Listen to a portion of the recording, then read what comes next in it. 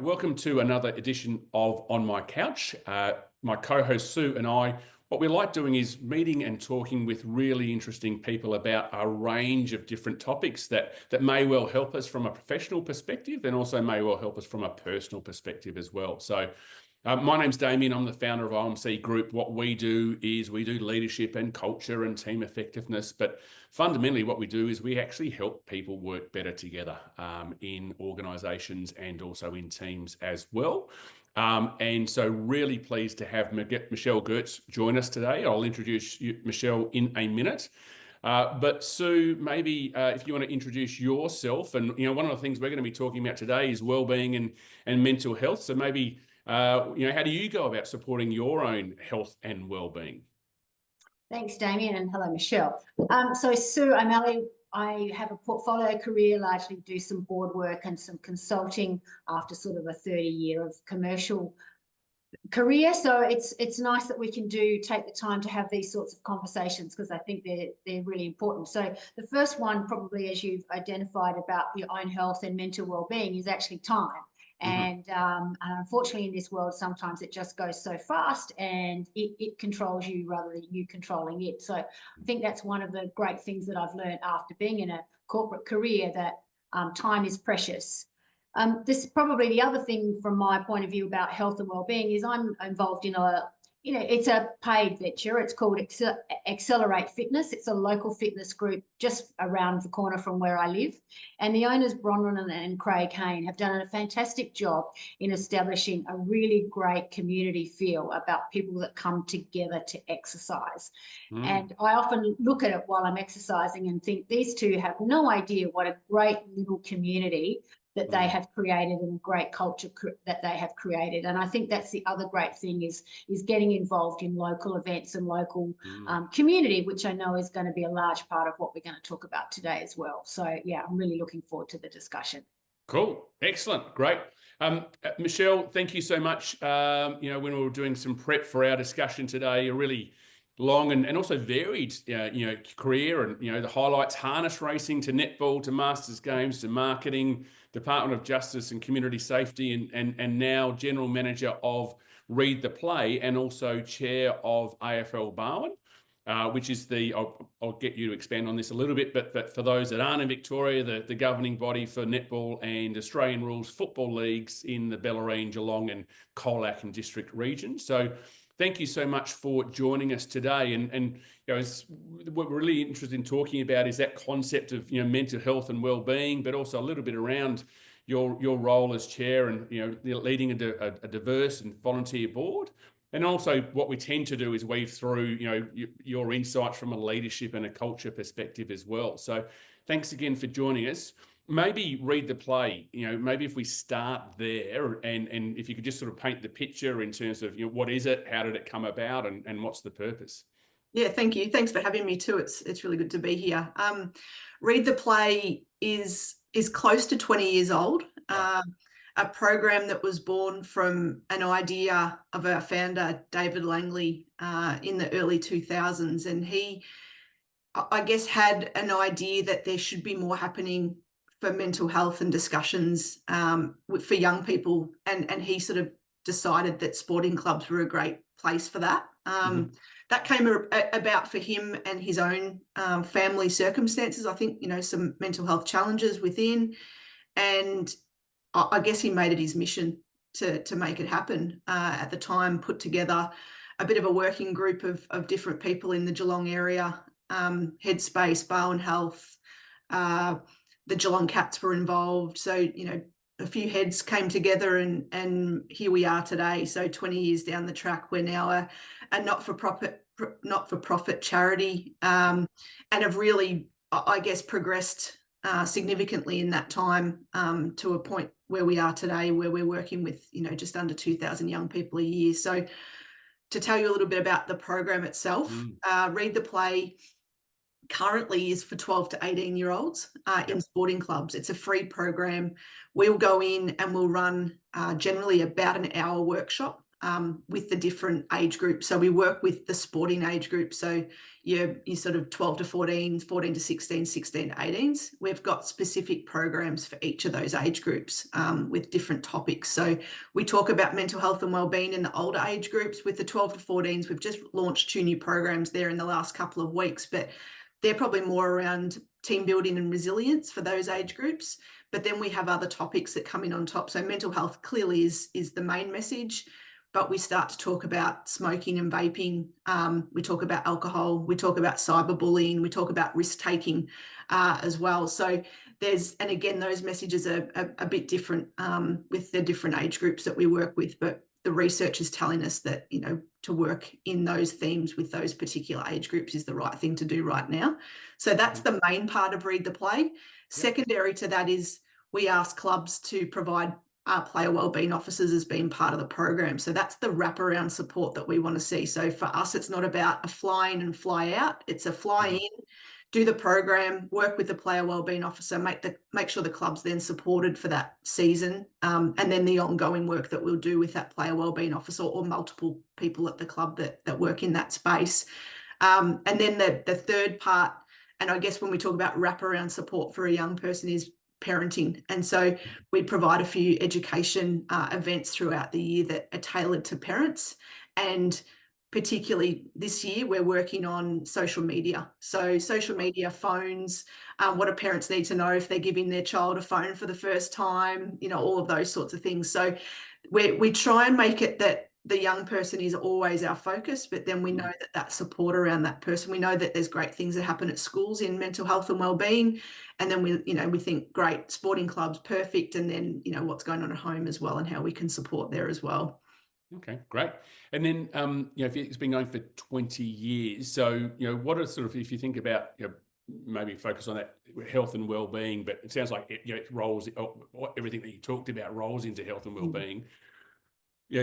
Trends, obviously social media is the one that's, seems to be increasingly important, but other trends in terms of, health and well-being that Read the Play have seen? I think over time, and we do a pre and post survey with young people. So there's some real data that we get from, pre-workshop to an hour later and what they learn. So we know from the program that young people sort of report back to us that they actually may not have known a lot. And then after it feel really confident and comfortable about mental health and about probably more supporting their friends. So I think that's a really key message.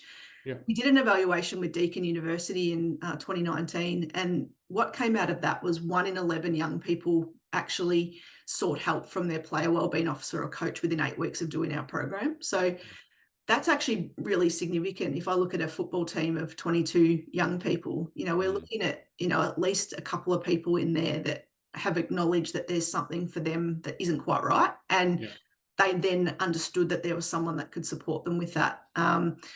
Post-COVID, I hate saying the C word, but I would suggest that that's probably more.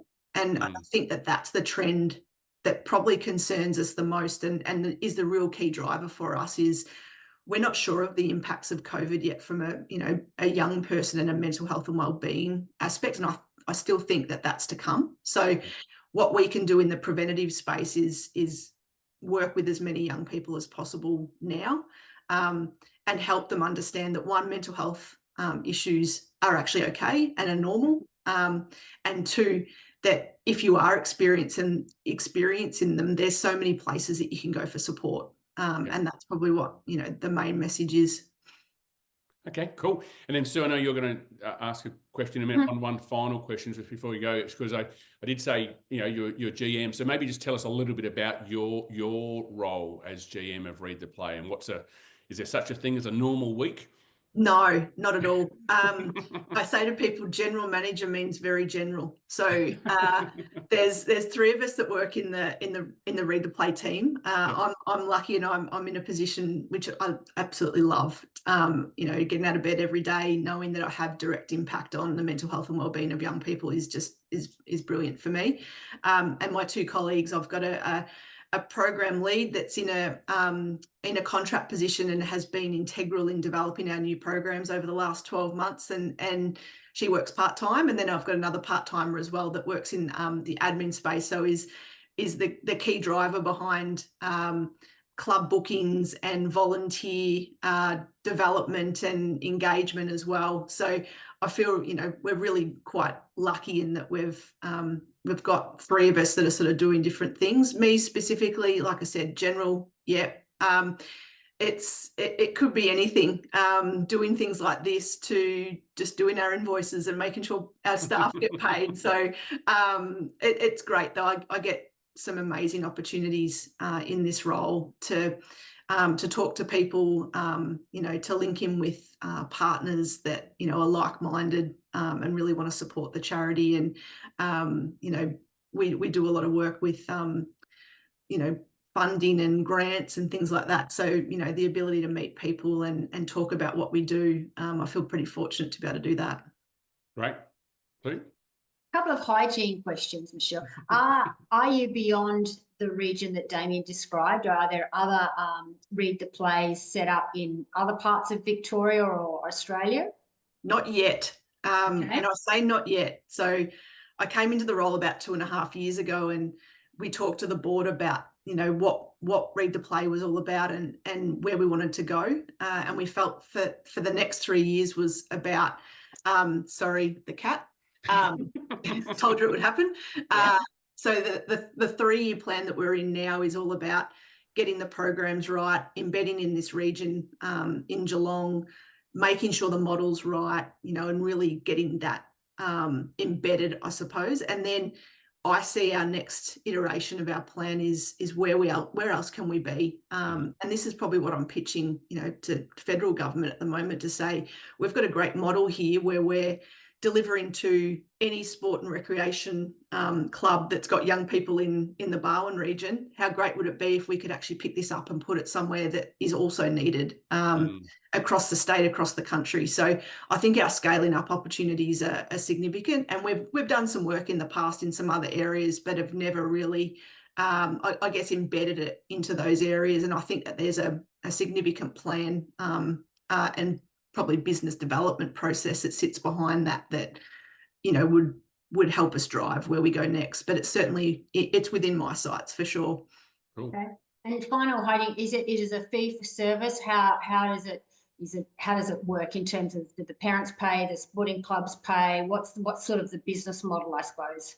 It is a free program, and always has been and always will be. So we don't charge anything. What we ask the clubs to do is support us with a fundraiser or a raffle or something along their season, something to give back. But it's not, that's not the driver for us.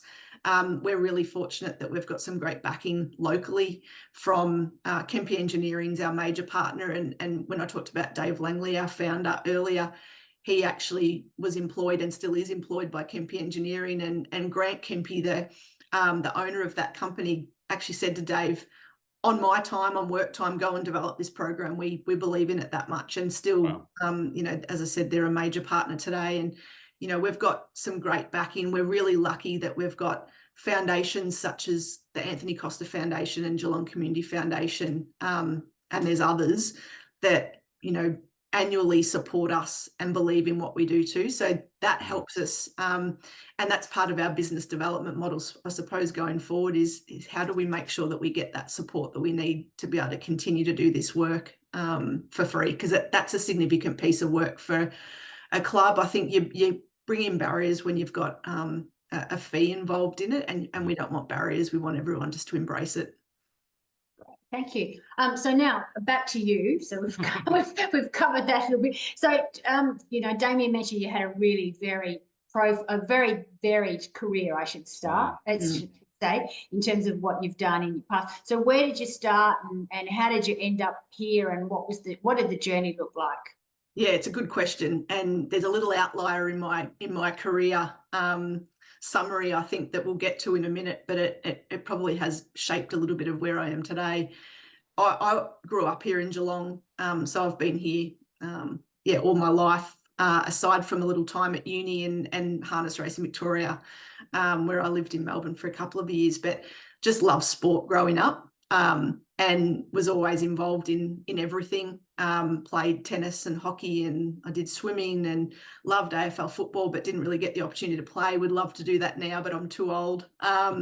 Never I too actually old. am still Never too playing old. women's cricket now. We just won a premiership recently, so you know I'm still hanging in there and participating. But I've always just loved it, and I guess it was ingrained in me really early that you know it was about giving back to your sporting club. So I really, I guess, developed a love for the other side of sport, so the governance and the admin side, and I guess that's probably where I lent to in terms of university degree. I did a sport management degree, and always thought sport was where I wanted to be, and it was for probably you know a good 10-15 years. It was harness racing, it was netball. I did the Australian Masters Games when it was in Geelong twice, so you know it was really lucky to be part of that. But I got to a point probably about 6 years ago, 7 years ago, where I was like, oh, I really don't want to drive to Melbourne every day anymore. And I'd love to find a job that was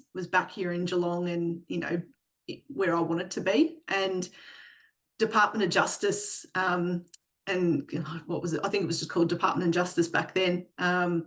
There was a local, I suppose, a job advertised, and I was like, oh, gee, I should go for this. It's a, you know, stakeholder engagement, and it's different, and it's public service, and I've never dabbled in this before and never thought about it. I'll go for it, and I won't get an interview. Oh, I did.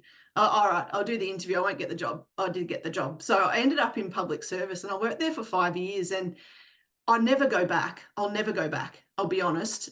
It's a different world. It's not a world that I necessarily enjoyed. I think red tape and bureaucracy and all the things that come with it, but it was the shape for me of where I wanted to go next. So the final job that I had was working with local communities, and it was around the funding that they got from the Department of Justice. And it just really ingrained in me that I wanted to be on the other side. I wanted to be in community. I wanted to be the one that was getting the funding. I wanted to be the one that was making the difference, not the one that was telling someone they had to finish a report and get it in, you know, by this time and all that sort of stuff. So it took a little time for the right role to come up for me, but the Read the Play general manager role was advertised, I think, mid-2022. And I just knew at that point that that was what I wanted to do. And I knew all about the program, having been involved in footy and netball for a long time. So knew a lot of people involved, and just thought, wow, how cool would that be if I could land there? And here I am. Cool.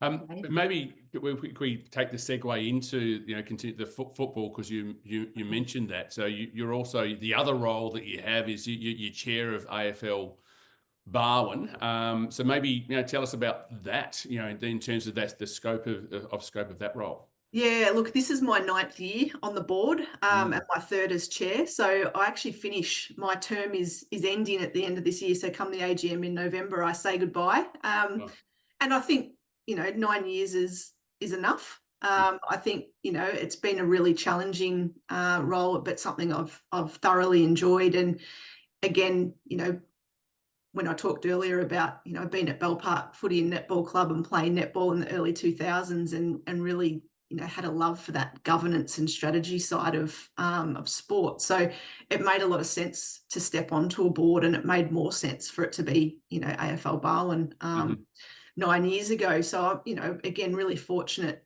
to be in that position. And I think it's changed a lot over that time. Our participation numbers, I know we're sitting across footy and netball, probably about 25,000 participants across the region.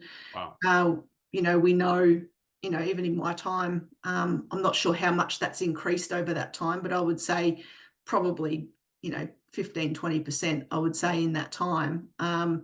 And women's football, we've seen, you know, enter into the space and dominate. And how cool is that? You know, for me as a female that loved footy as a kid and never really got the opportunity to play outside of school, you know, I look at, you know, young girls now that start in Auskick, and that, you know, we're looking at them now playing AFLW, going through that full pathway. So, you know, that's like pretty special to have, I guess, provided the space for that to happen, and really as a board, you know, we really embrace that, and that's, you know, a super important part. And then, you know, the netball side of things as well, that netball has always been a significant piece across our football clubs in the region for forever and a day, really.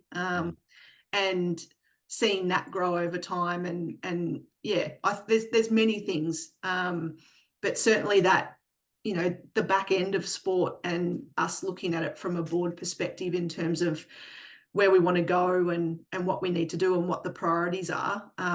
I've really enjoyed being able to do that over the time, and I think certainly as chair in the last sort of 2 to 3 years, that's been, you know, I actually apologise to my fellow board members all the time, because I've really made everyone work hard, and I, you know, I'm not, I don't, you know, I shouldn't joke about it, but I really wanted us to make a difference. So, and I really wanted us to do as much as we possibly could, and really step into spaces that, you know, could see us really driving things. So that's probably something I'm really proud of in the last, you know, couple of years, that we've been able to make some change, but that's been because, you know, the group of 8 or 9 of us have really worked together on a lot of key things. So that's, yeah, it's been pretty special over that time. And is there a highlight if you think about sort of the last, you know, the change, and then so 2-part of this question: highlight, and then cast your mind forward. What will AFL Barwon look like in 10 years' time? Yeah.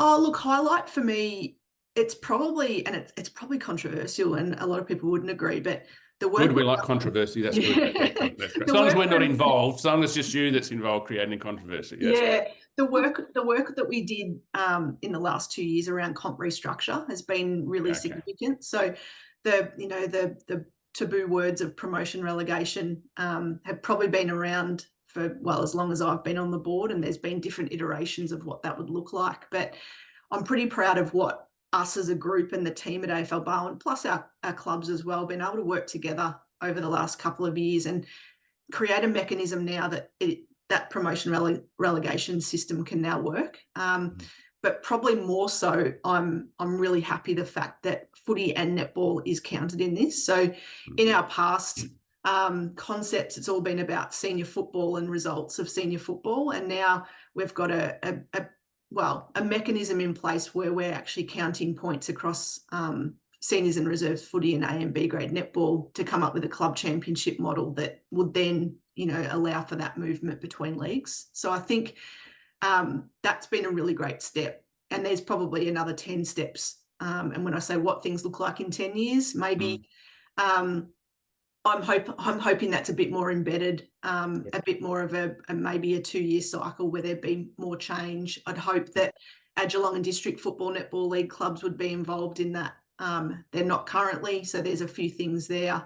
And I think when I'm talking about women's football, if I look in 10 years' time, me personally, what I'd love to see is that women's football is following the fixture of senior footy and netball, and that is like 100% part of the club set up in that sense. And I think it'll get there. I think we've got you know, three divisions of women's football currently, and we're getting to a point where clubs are developing juniors and then moving their way into having senior aspects of that. So you'd like to think, you know, out of our, you know, 40, 50 clubs in the region, that all of them would have women's football in 10 years' time.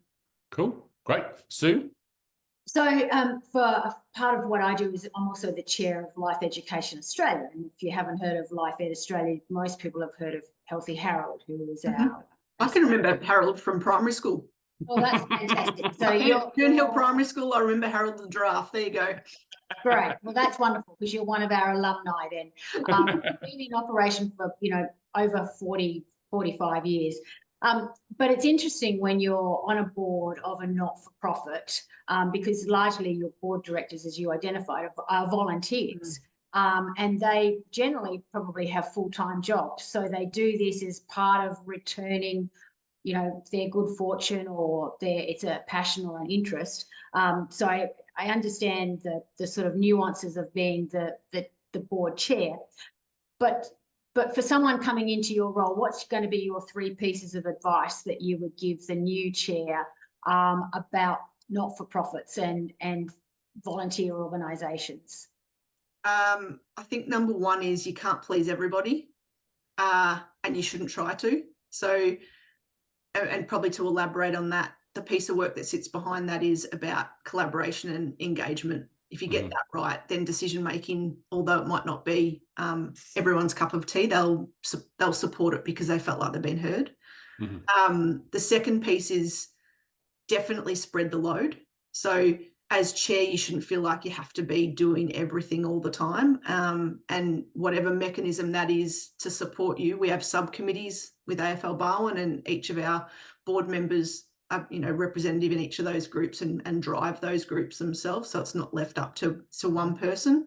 And I think probably the third thing is try and build people around you that will support. So I don't pretend to know everything about all things football and netball and governance and strategy, but make sure that you've got people that you can talk to that might be experts in that can actually just lend a bit of assistance or advice rather than having to create it all yourself. I think they're probably the main three things. And so what's going to be, I mean, we've talked about sort of what your legacy, I suppose, is, but what will you look back and say, well, this was the 1, 2, 3, whatever thing that I'm most proud of that I've achieved in my tenure as chair of AFL Barwon? Oh, look, I think the thing I'm probably most proud of is, I'm the first female chair of the organisation. I think that's really not a personal significance necessarily, but representative of what we're doing. So I think we need to show that it doesn't matter what gender you are, that if you've got the right skill sets and you're really driven and ambitious, that you can pick up these roles and you can do them well. So I guess that's probably the piece for me is being able to step into the chair role or even the commission role as well, and just trust yourself that what the steps are and that you feel like you've got the experience to make those decisions. And again, you won't please everyone, but I feel like I'll walk out of here and I'll be respected for the job that I've done. That's an amazing legacy. And can I just ask a question? The connections, I mean, I suspect it's fortuitous or coincidental, but the connections between the work that you do and Read the Play and also AFL Barwon, I imagine there's a fair bit of a crossover there, there is. And I think, look, Read the Play started in Football Netball Club, so started in Geelong in the clubs that I represent now. So there's that element of being there together from the beginning, and then also I guess the Read the Play piece, we at AFL Barwon see the mental health and wellbeing of all people being really important. So obviously we focus on young people, but there's other programs that are out there that are supporting our senior players, and clubs are really taking a focus more so than ever, I think, in the last couple of years around that aspect of the club, and it being, maybe the most critical piece is. So I guess there's those synergies that, from a Read the Play perspective and being the GM and being the chair of AFL Barwon, it makes sense, and I'm really passionate about both. So, it's an easy thing to do. I guess sometimes I have to make sure I haven't got that Read the Play hat on in a commission meeting and step away when there's certain decisions being made, and vice versa in terms of Read the Play too. But I think we're just really fortunate to have a great partnership between the two organisations and support of amazing clubs that support the work that we do. Cool. So what's going to be on your dance card then at the end of the year? What's the plan? What do I do next? Yeah, it's a good question. I might just rest for a little bit and enjoy a summer. I think from an AFL Barwon perspective, I think it's been the busiest summer that we've ever had in terms of just that, the background and the governance side. So I'm actually really looking forward to the season starting, because I feel like I can actually just relax a little bit once it starts. But getting through the year and to the other end, look, I think for me, there'll always be something else that I'll want to do. I think I've said that from the beginning. It's been ingrained in me to always be giving back. and volunteering my time. So, you know, whether that's continuing at my local cricket club and playing and, you know, having some volunteer roles there still, and hopefully another board role somewhere in the Geelong area, I think would be fantastic. But I'd probably just rest for a bit, I think. Right. Well, you deserve it by all the accomplishments that you've just outlined. It's pretty amazing. And I think you're right. AFL, you've probably been at the most interesting time in terms of the development of AFL as a game. You know, that transition from being obviously a male-dominated game or a male-only game to now basically anyone can play. Exactly right. Pretty significant 10-year period of change that you've seen. Yeah, absolutely. No, it's actually been really cool to be involved in. I will miss that part of it. So, but yeah, feel really fortunate to just lucky to be involved in it, really.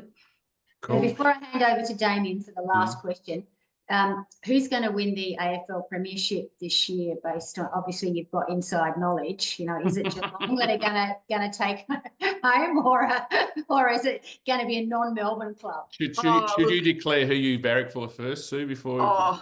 Yes, Sue, please tell. So I'm either, depending on the wind, but it's Crows and Swans, but at the moment more leaning towards Crows because they're having a much better season than the Swans have started. Yeah, and look, I'll declare I'm an avid crazy cat fan. So, who would win it? I don't even. You know what? I still feel like it's so early in the season that there's things that aren't making sense yet. So I'd love to say Geelong would, but maybe someone else. Well, we hope Geelong. I always hope Geelong wins. Yes. But they haven't started brilliantly either. But it is so early in the season; things change. Yeah, that's true. That's true. Michelle, we could keep on going. So, and some really, so many more questions I wanted to ask around Read the Play and AFL Barwon, and also then your career as well. But I just wanted to say thank you very much, for your time. Thank you very much. It was a really, really good discussion. If people want to learn more about Read the Play, I mean, I know you sort of said you're in that consolidation phase at the moment, and then hopefully we'll, subject to funding and business development. But if someone wants to learn more about Read the Play right now, where would they go? Website's the best place. So readtheplay.org.au. We're on socials as well. There's a lot of activity happening through Instagram and Facebook. I haven't dabbled in TikTok yet, but I know from a young person perspective, I will need to at some point. So that's where we are. Yeah, cool. And I haven't dabbled in TikTok either. So despite being a young person, Sue, your takeaway from today, what's Michelle got you thinking about? I think just that the fact about giving back, and that needs to be part of your life balance. I mean, we talked about life and mental health, and I think what we've spoken about today is if there's 4 quadrants in your life: your work and your well-being, etc. Community forms one of those quadrants, and that's probably what's been brought home for me today. Okay, terrific. Great. Sue, thank you. Always good to see you. Michelle, thank you very much for joining us on our respective couches. We look forward to bringing another episode in a few weeks' time, but there's also an audio version. We're on Spotify, where you can listen to past episodes. In the meantime, if you want to learn more about OMC Group, we are omc-group.com.au. Michelle and Sue, thanks very much. Thank you.